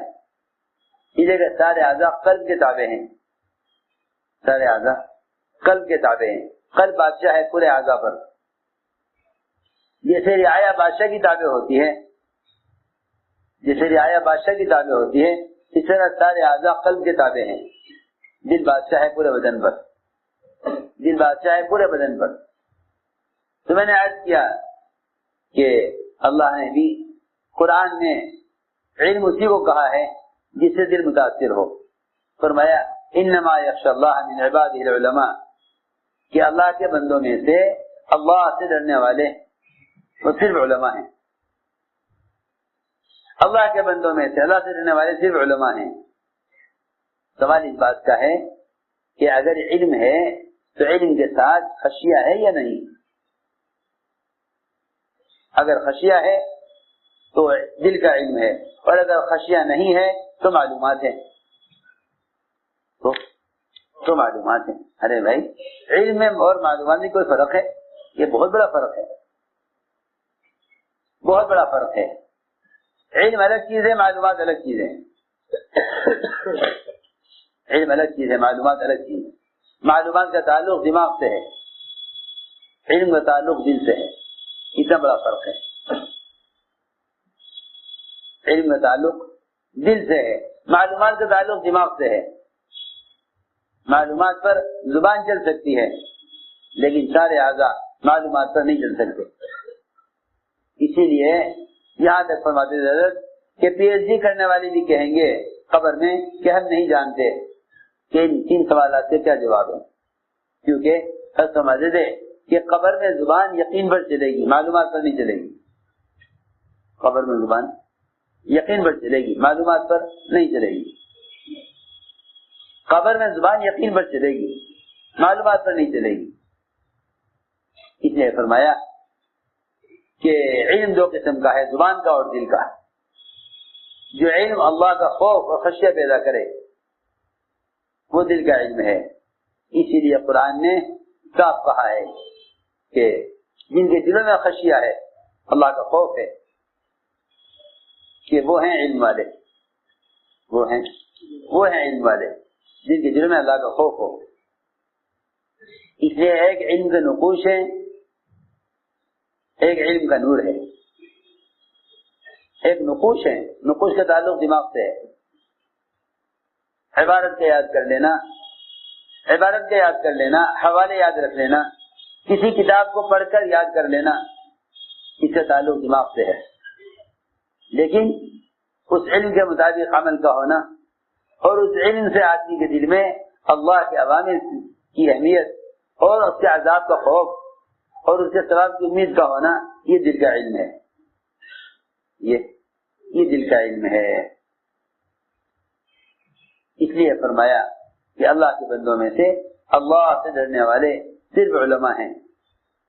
میرے دوستوں عزیزوں، ہمیں چاہیے کہ دعوت کے ذریعے امت کو جہالت سے نکالیں. وہ جہالت یہ ہے کہ مسلمان ہر چیز کو علم سمجھ بیٹھے، مسلمان ہر چیز کو علم سمجھ بیٹھے، حالانکہ علم صرف وہ ہے جو ہم سے ہمارا رب چاہتا ہے، اور وہ بھی محمد صلی اللہ علیہ وسلم کے طریقے پر چاہتا ہے. صرف وہ علم ہے. اس لیے کہتے ہیں کہ علم میں لگنا اس بات کی تحقیق میں لگنے کو کہتے ہیں کہ اللہ ہم سے کیا چاہتا ہے. علم میں لگنا اس بات کی تحقیق میں لگنے کو کہتے ہیں کہ اللہ ہم سے کیا چاہتا ہے. اللہ تعالی کی چاہت کو محمد صلی اللہ علیہ وسلم کے طریقے پر پورا کر دینا، بس یہ علم کا موضوع ہے. اس لیے علم کے حاصل کرنے کے لیے سب سے بنیادی شرط یہ ہے کہ اپنے اندر تقوی پیدا کرو. اپنے اندر تقوی پیدا کرو. علم حاصل کرنے کے لیے گناہوں سے بچنا شرط ہے، کیونکہ اللہ نے علماء کو ایک امتیازی شان دی ہے. اللہ نے علماء کو ایک امتیازی شان دی ہے. قیامت میں بھی علماء وہ ایک اونچے ٹیلے پر ہوں گے. ساری مخلوق کے درمیان قیامت کے دن علماء کا الگ مقام ہوگا. علماء کا الگ مقام ہوگا. علماء کا مقام اونچا ہوگا اور ساری مخلوق علماء کو الگ دیکھے گی. علماء ایک اونچے ٹیلے پر ہوں گے. علماء ایک اونچے ٹیلے پر ہوں گے. دنیا میں بھی امتیاز علماء کو حاصل ہے، آخرت میں بھی ہوگا، لیکن اللہ تعالی نے اس امتیاز کے لیے تقوی کو شرط قرار دیا ہے. علماء کی امتیازی شان کے لیے تقوی کو شرط قرار دیا ہے. فرمایا قرآن نے ان تتقوا اللہ یجعل لکم فرقانا، ان تتقوا اللہ یجعل لکم فرقانا، کہ اگر تمہیں تقوی ہے تو اللہ تعالی تمہیں غیروں سے ممتاز اور غیروں سے تمہیں چھانٹ کر الگ کریں گے. ان تتقوا اللہ یجعل لکم فرقانا. سنو غور سے بات، اللہ تعالی نے مسلمان کی امتیازی شان کے لیے تقوی کو شرط قرار دیا کہ وہ آدمی عالم نہیں ہو سکتا، وہ آدمی عالم نہیں ہو سکتا جس کی زندگی اتباع سنت کی، جس کی زندگی اتباع سنت کی وجہ سے دوسروں سے ممتاز نہ ہو، وہ عالم نہیں ہو سکتا. کہ عالم کو تو امتیازی شان حاصل ہوگی، عالم کو امتیازی شان حاصل ہوگی. اس لیے فرمایا کہ اگر علم چاہتے ہو تو تقوی اختیار کرو. اس لیے کہ ایک صحابی نے سوال کیا تھا حضور اکرم صلی اللہ علیہ وسلم سے کہ یا رسول اللہ میں سب سے بڑا عالم بننا چاہتا ہوں، کیا کروں؟ فرمایا اتق اللہ تکن اعلم الناس، کہ تقوی اختیار کرو تم سب سے بڑے عالم ہو جاؤ گے. اس لیے گناہوں کے ساتھ علم کا کوئی جوڑ نہیں، کیوں کہ علم نور ہے اور گناہ ظلمت ہے. علم نور ہے اور گناہ ظلمت ہے. علم نور ہے اور گناہ ظلمت ہے. اس لیے علم کا گناہوں کے ساتھ کوئی جوڑ نہیں ہے کہ علم سراسر نور ہے اور گناہ سراسر ظلمت ہے. اگر علم چاہتے ہو تو تقوی اختیار کرو، اور علم چاہتے ہو تو اللہ کے قرب والے اعمال میں لگو، اللہ کے قرب والے اعمال میں لگو. اگر علم چاہتے ہو، اس لیے کہ کسی سے کوئی چیز قیمتی حاصل کرنی ہو تو آدمی پہلے اس کے قریب ہوتا ہے، تعلقات پیدا کرتا ہے، پھر اس سے اس چیز کا سوال کرتا ہے کہ مجھے آپ سے یہ چاہیے. اسے اندازہ کرنا چاہیے کہ علم جو اللہ تعالیٰ کی صفت ہے، اس کو اللہ سے لینے کے لیے اللہ کے کتنے زیادہ قرب کی ضرورت ہے، اللہ کے کتنے زیادہ قرب کی ضرورت ہے. میں نے اسے عرض کیا کہ علماء کی ذمہ داری ہے کہ نقل و حرکت کے ذریعے امت تک علم کو پہنچائیں اور امت کو جہالت سے نکالیں. کیا جہالت؟ کہ جہالت یہ ہے کہ اس زمانے کے مسلمان دنیا کے فنون کو علم سمجھ بیٹھے، دنیا کے فنون کو علم سمجھ بیٹھے. اس زمانے کے مسلمان دنیا کے فنون کو علم سمجھ بیٹھے، دنیا کے فنون کو علم سمجھ بیٹھے. وہ بیچارے سائنس کا علم، ڈاکٹری کا علم، انجینئرنگ کا علم اس امید پر حاصل کر رہے ہیں کہ اللہ تعالیٰ ہمیں اس پر وہ اجر عطا فرمائیں گے جس اجر کا وعدہ علم پر ہے، اجر کا وعدہ علم پر ہے. حالانکہ اللہ اکبر انسانی تجربات سے اور ظاہری اسباب اور مشاہدات سے جو معلومات حاصل ہو جائیں وہاں فرماتے تھے وہ سارا کا سارا جہل ہے، سارا کا سارا جہل ہے. تجارت جہل ہے، وزارت جہل ہے، وکالت جہل ہے، مختلف قسم کی چیزوں میں ریسرچ کرنا اور تحقیق کرنا سب کا سب جہل ہے، سب کا سب جہل ہے. اس لیے کہ دنیاوی اسباب اور دنیاوی فنون جو ان تحقیق کرنے سے ان سے معلومات یا مختلف قسم کے فوائد نظر آ جاتے ہیں، وہ ایک وقتی چیز ہے، وہ ایک وقتی. آپ جانتے ہیں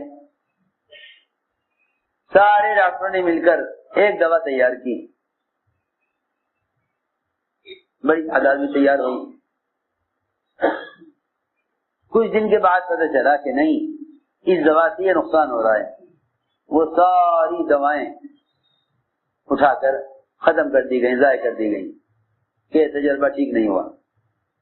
ارے سنو تو صحیح، ایک قرآن کی آیت یا ایک اللہ کا حکم یا ایک نبی کی سنت ایسی قیامت تک نہیں کہ بارے میں یہ کہا جائے کہ اب یہ آیت اور اب یہ حکم نہیں چلے گا. اس لیے یاد رکھو کائنات کے نظام ضابطہ نہیں ہے، اللہ کے علم ضابطہ ہے، اللہ کا علم ضابطہ ہے. نظام کائنات ضابطہ نہیں ہے، کیونکہ نظام کائنات میں تبدیلی ہے، اللہ کے ضابطے میں کوئی تبدیلی نہیں ہے. تو یہ کیسے ہو سکتا ہے کہ دنیا کے فنون کا علم کہا جائے؟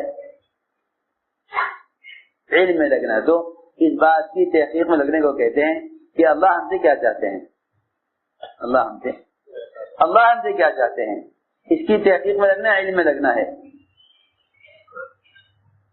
کہ اللہ ہم سے کیا چاہتے ہیں، اس تحقیق میں لگنا ہے، علم میں لگنا ہے کہ اللہ ہم سے کیا چاہتے ہیں۔ اس لیے میں نے عرض کیا کہ امت اس حالت میں پڑی ہوئی ہے کہ وہ ہر چیز والی چیز کو علم سمجھ رہی ہے۔ ساری قومیں اسی جہالت میں تھی، ساری قومیں اسی جہالت میں تھی۔ انبیاء علیہ السلام نے آ کر کہا کہ نہیں، علم وہ نہیں جو تمہارے پاس ہے، علم ہے جو میں لے کر آیا ہوں، علم ہے جو ہم لے کر آئے۔ انبیاء علیہ السلام نے ساری قوموں کو ان کے علم کے مقابلے میں اپنے علم کی طرف دعوت دی، تو قوموں نے نبی کے لائے ہوئے علم کا مذاق اڑایا، قوموں نے نبی کے لائے ہوئے علم کا مذاق اڑایا۔ دیکھو قرآن میں فلما جاءتهم رسلهم بالبينات فرحوا بما عندهم من العلم وحاق بهم ما كانوا به يستهزئون، کہ نبی نے آ کر کہا کہ علم وہ ہے جو میں اللہ کی طرف سے لایا۔ قوموں نے کہا نہیں، علم تو وہ ہے جو ہمارے پاس ہے۔ اسی لیے قارون نے بھی اپنے علم کا دعویٰ کیا، قارون نے اپنے علم کا دعویٰ کیا، کہا کہ جتنا مال میرے پاس ہے یہ مال میں نے اپنی معلومات سے، اپنے تجربات سے کمایا ہے، علم میرے پاس ہے، علم میرے پاس ہے۔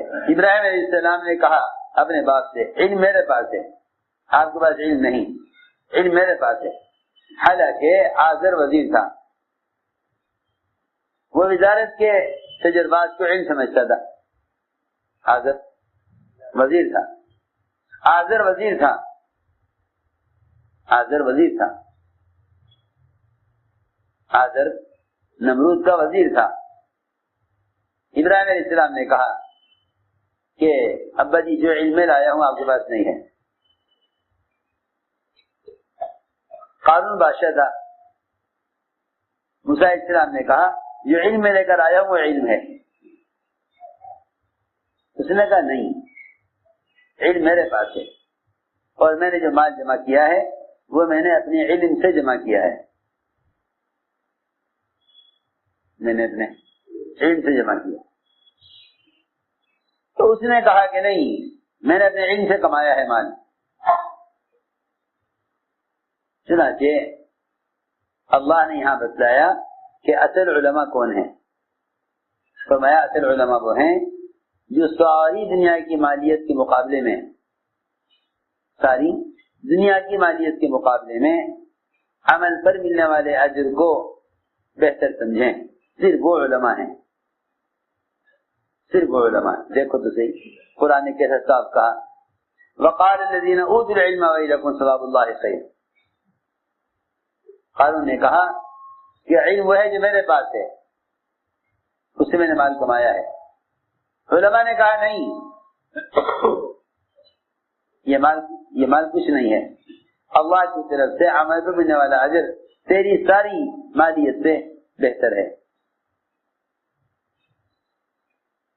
یہ اس سے معلوم ہوا کہ علم تو اصل میں دل کی کیفیت کا نام ہے، علم اصل دل کی کیفیت کا نام ہے۔ میرے دوستو عزیزو، اپنے علم کو لے کر اس لیے حرکت میں آؤ تاکہ امت جہالت سے نکلے، امت جہالت سے نکلے۔ علماء کی نقل حرکت امت کے لیے، علماء کی نقل حرکت امت کے لیے اس بادل سے کم نہیں جو بادل سوکھی زمینوں کو پانی پہنچانے کے لیے حرکت میں آئے۔ اس لیے کہ اللہ نے قرآن میں بادل کو کہیں ماء طہور کہا ہے، کہیں ماء مبارک کہا، کہیں رحمت کہا۔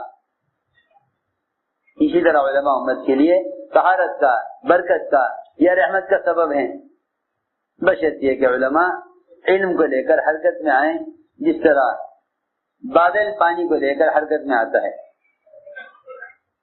اور زمین کے ٹکڑوں پر جا کر برستا ہے، اس سے مختلف قسم کے گھاس اور درخت، مختلف قسم کے پھل پھول اگتے ہیں جو ساری مخلوق کے کام آتے ہیں۔ بعض وہ وادیاں اور ڈیم ہوتے ہیں جو پانی کو جمع کر لیتے ہیں، لوگ اسے پیتے ہیں، پلاتے ہیں۔ کتنے منافع ہے. اس بارش کے پانی سے لاکھ کنویں ہوں اور لاکھ لوگوں کے پاس بورنگ ہو، لیکن اللہ نے کھیتیوں کے لیے جو منافع بادلوں میں رکھے ہیں وہ کہیں میں نہیں ہے، وہ کہیں میں نہیں. جتنا چاہے پانی ہو، لیکن اللہ نے جو خاصیت بادل کے پانی میں رکھی ہے. اسی طرح حضور اکرم صلی اللہ علیہ وسلم نے اپنے علم کی مثال بادل سے دی ہے. علم کی مثال بادل سے دی. فرمایا حدیث میں اللہ نے جو علم دے کر مجھے بھیجا ہے اس کی مثال گھنے بادل کی طرح ہے. اس کی مثال گھنے بادل کی طرح ہے. اور امت کی مثال زمین سے دی ہے. امت کی مثال زمین سے دی اور علم کی مثال بادل سے دی. یہ سمجھانے کے لیے کہ عام مسلمان، عام امت زمین کی طرح ہے، یہ تو حرکت نہیں کریں گے، زمین تو جمود ہے. لیکن علماء بادلوں کی طرح ہیں، علماء بادلوں کی طرح. آپ نے فرمایا ایک حدیث میں، یا تو علماء جاہلوں کو دین سکھلائیں ورنہ میں علماء کو دنیا میں سزا دوں گا. علماء سب گھبرا گئے، سب حاضر خدمت ہوئے. عرض کیا کہ آپ نے فرمایا ہے؟ فرمایا ہاں. میں پھر کہتا ہوں کہ تو علماء جاہلوں کو دین سکھلائیں ورنہ میں علماء کو دنیا میں سزا دوں گا. علماء نے عرض کیا کیوں جی، ہم کیوں ہلاک کیے جائیں گے دوسروں کی وجہ سے جب ہم سے سیکھتے نہیں؟ ہم تو تیار ہیں سکھانے کے لیے، آتے نہیں ہمارے پاس. آپ نے پھر یہ فرمایا کہ تو علماء جاہلوں کو دین سکھلائیں ورنہ علماء کو دنیا میں سزا دوں گا. علماء نے پھر عرض کیا ہم کیوں ہلاک کیے جائیں گے دوسروں کی وجہ سے، ہماری کیا خطا، تو وہ سیکھتے نہیں. آپ نے پھر اپنی بات دہرائی. روایت میں ہے 3 مرتبہ آپ نے اپنی بات دہرائی اور سمجھ گئے کہ آپ صلی اللہ علیہ وسلم چاہتے ہیں کہ ہم خود جا کر علماء، خود جا کر ہم عوام تک دین کو پہنچائیں. علماء نے عرض کیا، علماء صحابہ نے عرض کیا ہمیں 1 سال کا موقع دے دیجیے، ہمیں 1 سال کا. صحیح حدیث ہے. کہا امہلنا سنتن، 1 سال کا ہمیں موقع دیجیے، ہم جہاں جہاں بھی اسلام پہنچ گیا، علم نہیں پہنچا، ہم علم وہاں خود پہنچائیں گے جا کر. روایت میں ہے کہا علماء صاحب نے امہلنا سنتن، 1 سال کا موقع دیجیے. میرے دوستو عزیزوں، علم کی طلب پر اور امت کی جہالت کو ختم کرنے کے لیے علماء کو نقل حقیقت پر ڈالا گیا تھا. اور یہ بات ذہن میں رہے سب کے کہ اللہ کے راستے کے نفر کا سب سے اعلیٰ مقصد اور اللہ کے راستے میں نکلنے کا سب سے اونچا مقصد امت تک علم کو پہنچانا اور امت کو جہالت سے نکالنا ہے. کیونکہ یہی نبی کی بعثت کا مقصد ہے اور یہی صحابہ کرام کی نقل و حرکت کا اور اللہ کے راستے کے نفر کا اصل مقصد ہے. اللہ کے راستے کے نفر کا اور نقل و حرکت کا اصل مقصد یہ ہے کہ امت جہالت سے نکلے. یہ نبی کی بعثت کا مقصد ہے، تعلیم اور تربیت اور امت تک علم کو خود پہنچانا. یہ نبی کی بعثت کا مقصد ہے. نبی کا حکم ہے بلغ ما انزل الیک من ربک، آپ خود پہنچائیے جو آپ پر نازل کیا گیا ہے. اس بلغ کے امر کو صرف تحریروں سے آدمی پورا کرنا چاہے تو یہ نبوت کا طریقہ نہیں ہے. جیسے اس زمانے میں خیال ہے لوگوں کا کہ بس قلم ہی کافی ہے، حالانکہ قلم مؤثر نہیں ہوتا جب تک قدم نہ اٹھے. قلم مؤثر نہیں جب تک قدم نہ اٹھے. اس لیے کہ قلم مجاہدہ نہیں ہے، قدم کو اٹھانا مجاہدہ ہے. آپ پڑے پڑے اپنے مشینوں پر، موبائلوں پر دین کی باتیں لکھتے رہیں اور ایک دوسرے کو پیغام بھیجتے رہیں. اس میں تو کہیں سے کہیں تک بھی سنت کے قریب کوئی مجاہدہ نہیں ہے. اس کا یہ سارے رواجی طریقے سنت سے اتنے بعید ہیں اور اتنے دور ہیں کہ خدا کی قسم کوئی مناسبت ہی نہیں ہے محمد صلی اللہ علیہ وسلم کی دعوت کو آج کل کے دعوت کے طریقوں سے، کوئی مناسبت ہی نہیں ہے۔ بلغ کا امر کہ آپ خود پہنچائیے جو آپ پر نازل کیا گیا ہے۔ آپ دعوت دینے کے لیے حرکت میں آتے، ایک ایک کے پاس جاتے، کفار یہ کہتے تھے کہ آپ اپنی دعوت سے لے کے پھرا مت کریں، ہم مانتے ہیں آپ کا دین حق ہے، ہم مانتے ہیں آپ کا دین حق ہے، آپ کی بات سچ ہے، ہم مانتے ہیں، ٹھیک ہے، لیکن بخاری شریف کی روایت ہے کہ آپ دعوت دینے گئے تو لوگوں نے کہا، مشرکین نے، آپ اپنی جگہ بیٹھیں، آپ کا دین حق ہے، ہم مانتے ہیں، ٹھیک ہے، بہت اچھا دین ہے آپ کا، جو آپ کے پاس آئے آپ اس کو اپنا دین سیکھ رہے ہیں، لیکن اپنے دین کی دعوت سے لے کر آپ پھرا مت کریں۔ ذرا سا غور کرو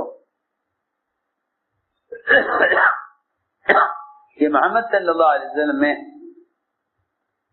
اللہ کے دین کے پیغام کو پہنچانے کی کتنی طلب ہے۔ فرمایا کہ میں اس راستے پہ نکلوں، قتل کیا جاؤں، پھر زندہ کیا جاؤں، پھر قتل کیا جاؤں، پھر زندہ کیا جاؤں، پھر قتل کیا جاؤں۔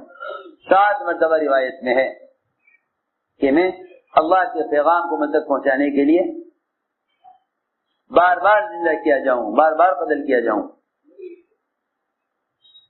میں نے عرض کیا کہ نفر کا اصل مقصد امت کو جہالت سے نکالنا ہے۔ حضور اکرم صلی اللہ علیہ وسلم نے اہل نجد کے علم سیکھنے کے مطالبے پر آپ اپنے صحابہ میں سے 70 علماء کی جماعت بنائی۔ کتنے؟ 70 علماء، سب کے سب قراء، حفاظ قرآن، علماء، حرام کو جاننے والے، 70 علماء ایک وقت میں، نہ کوئی ہتھیار ان کے پاس، نہ کوئی مقابلے کا ارادہ، نہ یا خروج قتال کے لیے کہ کوئی یہ کہنے لگے کہ بھئی صحابہ تو قتال کے لیے نکلتے تھے۔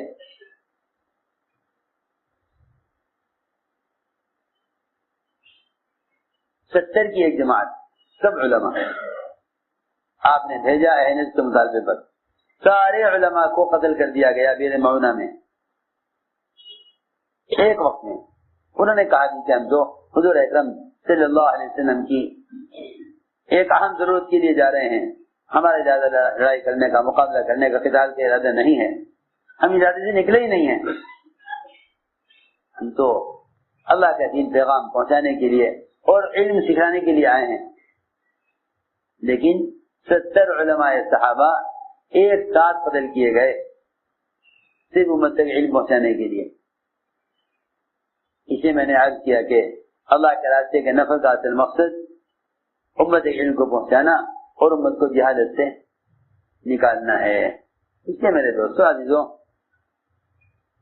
اس نقل حرکت کے ذریعے اپنے آپ کو بھی بدلو اور ماحول کو بھی بدلو، اس لیے کہ ماحول کی